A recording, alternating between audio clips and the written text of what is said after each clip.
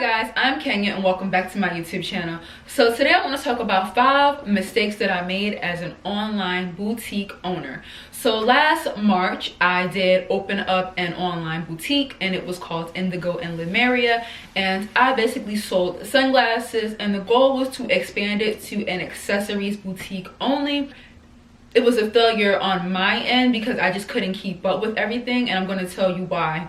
These are just the 5 mistakes that I made as an online boutique owner, which didn't help my business grow exponentially as I would have liked it to. So if you are thinking of starting an online boutique, these are just 5 things that I can just tell you off the bat that I made. 5 mistakes that I made that you probably don't want to make, okay?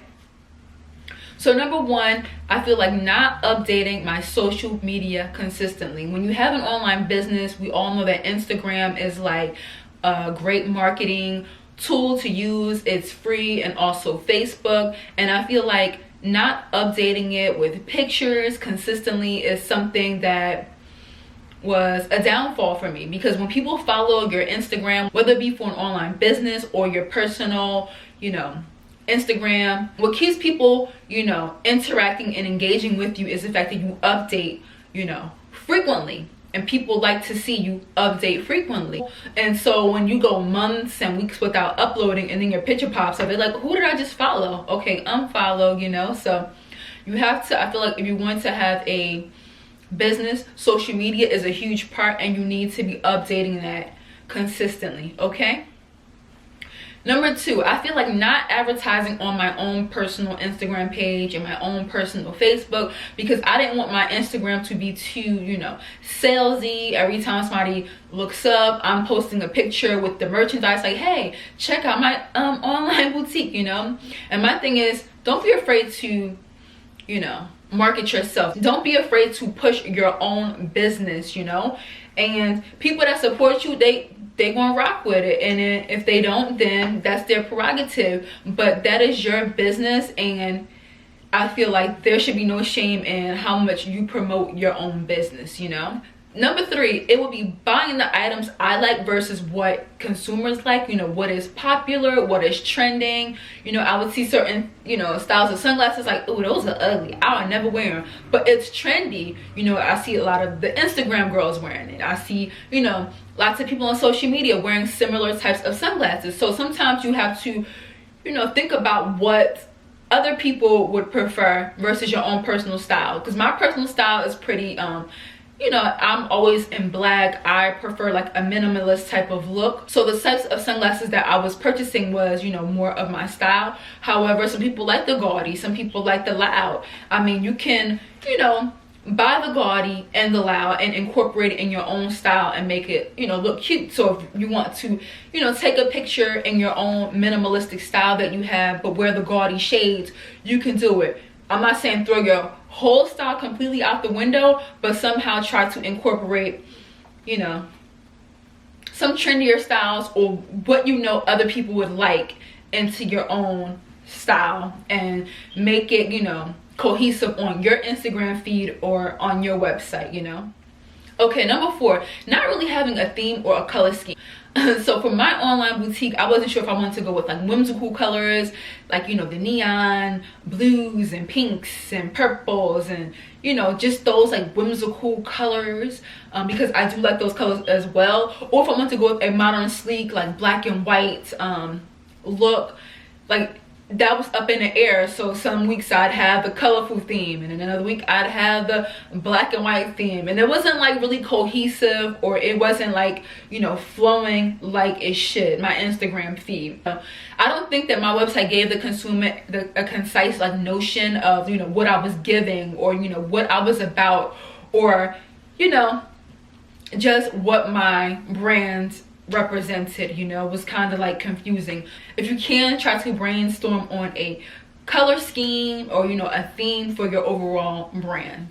And number 5, it would be failing to plan my social media content ahead of time, and also my sales, just flyers and things ahead of time. Now I feel like, each time I looked up there was a different holiday, and I'd have to rush and get my Easter flyer, and it was just becoming a lot. I was behind on my social media content overall. And so also I feel like just not taking enough pictures for my social media to space it out over time, over weeks, over days. Having a consistent schedule. Do I want to post once a day, twice a day? Like, do I want to do flat lays? Do I want to be in the photos? Like, just having a consistent, Instagram content feed as well as sales. And each week I wanted to do like sunglasses of the week. Each week these are only $5. That means I would have to create like the flyers and everything for it, for my Instagram, for my Facebook, and I just wasn't able to keep up with all of that. And I feel like there are apps like Planoly where you can just plan out your content for the whole month and you can schedule it, and so it just goes up. You don't even have to like consciously consistently focus on posting your content. And I think going forward, because I want to do this again, reopen my online boutique, I would probably like have the same name, but something very simple that you could just type in, you won't forget, and it would be easier to search. I feel like my URL was just so long. We just had our first quarter, now we're in our second quarter. So for the second quarter, if you are planning on starting an online boutique, I feel like you should be planning out all of your content for the third quarter. So third quarter, you should have all your samples in. Okay, this is what I'm gonna sell for this quarter. It's going to be spring. You should be taking pictures of all those garments, having your models, whether you are the model, whether your friends are your models, whether you're going to be doing flat lays or quotes. Like, you need to have all that ready to go so that the third quarter you could just start putting everything up on your site with ease, and you're not rushing to get everything together. When I did start my online boutique, I sort of just winged it. Like, I just felt like, oh, I'm gonna just wing it and everything will be okay. Well, don't do what I do. Don't wing it. Plan, okay? It's very important to plan, okay? And when people see that you're putting more time and effort into your own business, and you're posting and you have beautiful images and it looks like you took time and you put energy into it, then they'll be more likely and more inclined to want to support you. I know that's how I am as a consumer.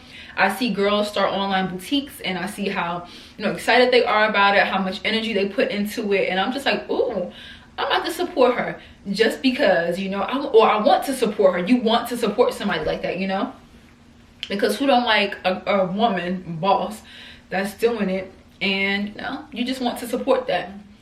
So yeah, so those are like the 5 mistakes that I feel like I made as an online boutique owner, and going forward I would definitely not do those mistakes again. So if you made it to the end of this video and you feel like my tips were helpful for you, hit the like button for me. I would appreciate it. All right, so with that being said, I will see you guys in my next YouTube video. Toodles.